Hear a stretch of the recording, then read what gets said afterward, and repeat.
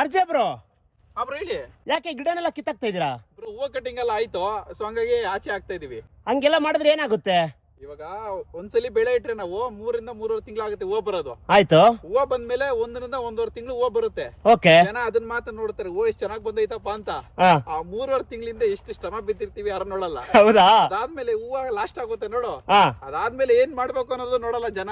ಹೌದು. ಹೂವೆಲ್ಲ ಕಟಿಂಗ್ ಆದ್ಮೇಲೆ ನೋಡ್ರಿ ಈ ತರ ಆಗುತ್ತೆ. ಸಣ್ಣ ಪುಟ್ಟ ವೇಸ್ಟ್ ಗಲೀಜೆಲ್ಲ ಅದೆಲ್ಲ ಇರುತ್ತೆ.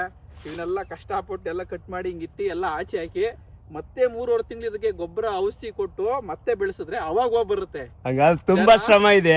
ಹೌದು, ಜನ ಬರೀ ಹೂವನ್ನ ನೋಡ್ತಾರೆ. ಅದು ಹೂವು ಬರೋದು 1 ರಿಂದ 1.5 ತಿಂಗಳು ಅಷ್ಟೇನೆ. ಓಕೆ. ಆ ಟೈಮಲ್ಲಿ ರೇಟ್ ಇದ್ರೆ ದುಡ್ಡು, ಇಲ್ಲ ಅಂತಂದ್ರೆ ಲಾಸು. ಇಷ್ಟೆಲ್ಲ ಕಷ್ಟ ಬಿದ್ದು ಇಷ್ಟೆಲ್ಲ ಮೇಂಟೆನೆನ್ಸ್ ಮಾಡಿ ಲಾಸ್ ಆಗ್ಬಿಡುತ್ತೆ. ಜನ ಇದನ್ನ ಅರ್ಥ ಮಾಡ್ಕೊಬೇಕು. ಇದನ್ನ ನಿಮ್ಗೆ ತಿಳಿಸೋ ಪ್ರಯತ್ನ ನಾನು ಮಾಡ್ತಾ ಇದ್ದೀನಿ. ಇದೇ ತರದ ವ್ಯವಸಾಯದ ವಿಡಿಯೋಗಳಿಗೆ ನಮ್ಮ ಅಕೌಂಟ್ನ ಫಾಲೋ ಮಾಡ್ಕೊಳ್ಳಿ ಸಾಕು. ಈ ತರ ವಿಡಿಯೋಸ್ ಬರ್ತಾನೆ ಇರುತ್ತೆ. Okay bro.